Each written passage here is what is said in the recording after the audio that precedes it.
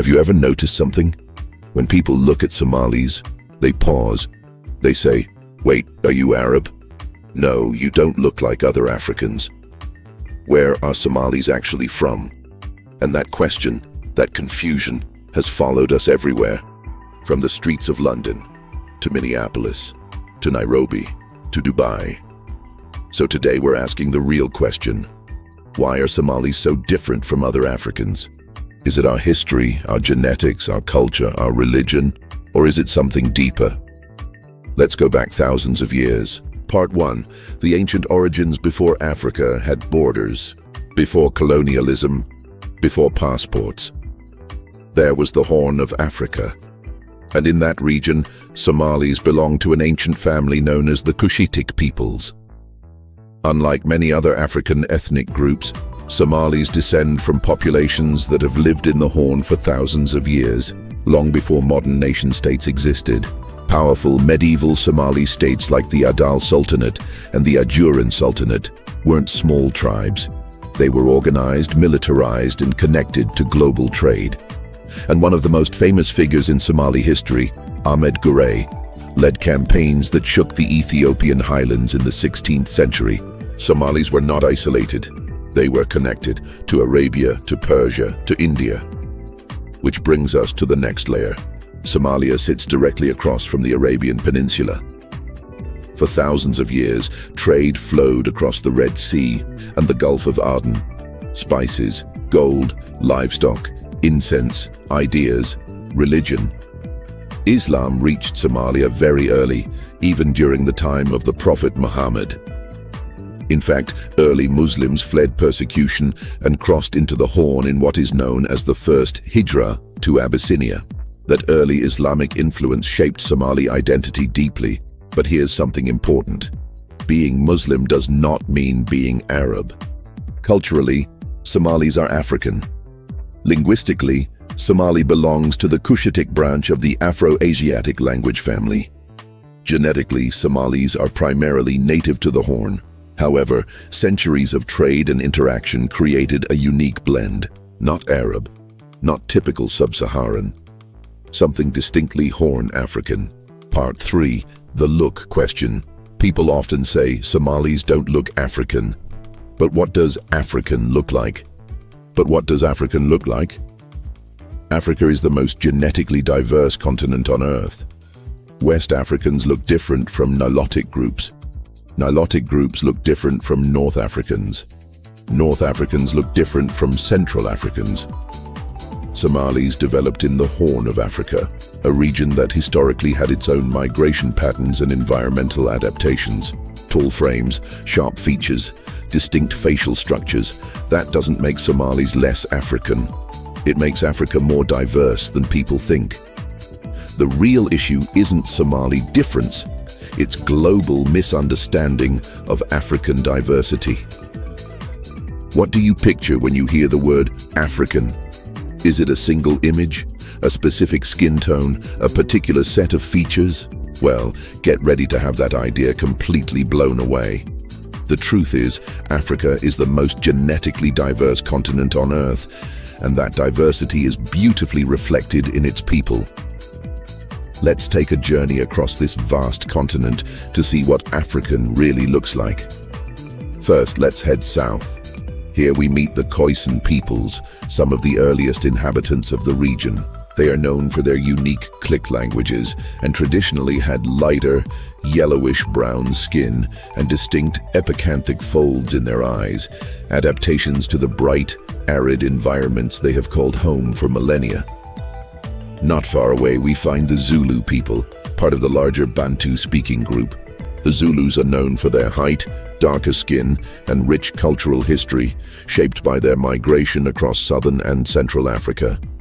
These two groups, living in the same region, already show us a stunning range of appearances. Now let's travel north to the Sahara Desert. Here, the Tuareg people, often called the blue people of the desert for their indigo-dyed clothing, navigate the sands. They are traditionally nomadic, with taller, slender builds, and features that show a long history of interaction with North African and Middle Eastern populations. Moving west, we encounter the Yoruba people in Nigeria and Benin.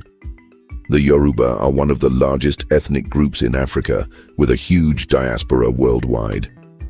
Their art, religion, and culture have had a massive global impact. Phenotypically, they represent a wide spectrum, from deep brown to lighter skin tones, showcasing the diversity even within a single large ethnic group. Heading east, we find the Maasai of Kenya and Tanzania. Famous for their vibrant red shukas and intricate beadwork, the Maasai are often tall and slender, a physique well suited to their semi-nomadic pastoralist lifestyle in the Great Rift Valley. They stand in contrast to other groups in the region, again highlighting local diversity. So, what does all this mean? It means there is no single African look. From the Khoisan to the Tuareg, the Yoruba to the Zulu, the people of Africa are a testament to human adaptation and history. Their appearances are a rich tapestry woven over thousands of years, shaped by sunlight, climate, migration, and culture. The idea of a monolithic African identity is a myth. The reality is far more beautiful, complex, and diverse. That's the real story of Africa's people. Thanks for watching, and if you learned something new, don't forget to like and subscribe for more. Africa is one of the biggest differences. Somalis are historically nomadic pastoralists. For centuries, Somali society revolved around a few key things: camels, livestock, poetry, and a powerful oral tradition. Clan lineage was everything. And camel culture? It wasn't just about survival, it was a symbol of wealth, status, and identity. This nomadic spirit fostered a reputation for independence, a sometimes stubborn independence. Colonial powers like the British, the Italians, and the French all struggled to fully control Somali territories. Even during this colonial division, Somalis were split into 5 territories, what many people refer to as Greater Somalia. That fragmentation has profoundly shaped modern Somali politics and conflict. Modern Somalia's borders weren't drawn by Somalis. They were drawn by European powers. The British controlled the north, the Italians controlled the south, and France held what is now Djibouti. Meanwhile, Ethiopia and Kenya absorbed large Somali-inhabited regions. When independence finally came in 1960, there was a surge of hope. But the Cold War, internal clan divisions, dictatorship, and foreign interventions quickly destabilized the new nation. Then came the devastating civil war. Suddenly, the world's perception of Somalia narrowed to a single tragic story: piracy, famine, and war. The media didn't show the poets. They didn't show the bustling business networks, the incredible resilience of the people, or the success of the global diaspora. So when people ask, why are Somalis different? Part of the answer is that our history was interrupted and our story was rewritten by others. Today, Somalis are everywhere. You'll find us in Minnesota, London, Toronto, Stockholm, Dubai. In places like Minneapolis, Somalis have built one of the strongest and most vibrant diaspora communities in America. We are entrepreneurs, doctors, content creators, and politicians. This diaspora experience adds yet another rich layer to Somali identity. Now you have traditional Somalis, Western-influenced Somalis, Arab-influenced Somalis, and East African urban Somalis. We are a people evolving in real time, and that complexity itself makes us different. Let's talk about another topic, one that can be controversial: the clan system. To outsiders, it often just looks like division.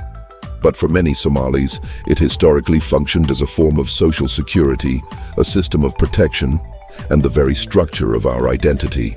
Of course, in modern politics, clan rivalries have at times been a source of instability.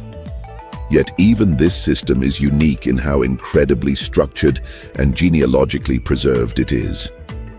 Many Somalis can trace their lineage back dozens of generations.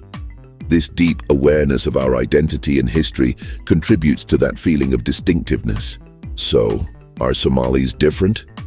Yes, but not in the way most people think. Somalis are not separate from Africa. In fact, We are a powerful reminder of just how incredibly diverse Africa truly is. We are Cushitic. We are from the Horn of Africa. We are a Muslim-majority nation with deep nomadic roots. We are poetry-loving people, spread across a global diaspora, historically connected to Arabia, and yet deeply and undeniably African. Difference does not mean isolation. It means uniqueness within a continent that is already the most diverse and vibrant on Earth. So the next time someone says to you, "You don't look African," just smile. Because what they're really saying is, "I don't understand Africa." Somalis are not a mystery. We are a story of trade and faith, of war and poetry, of migration and resilience. And we are still writing that story every single day. If you're Somali watching this, be proud of your complexity. And if you're not Somali, I hope now you understand a little more. This is why Somalis are different, not because we don't belong, but because we carry a history that refuses to be simplified. Are Somalis really African? I say Africa is our home, it's in our DNA, and it's in our hearts. We are Africans. What do you think? Share your thoughts in the comment section. Like and subscribe. Thank you for watching.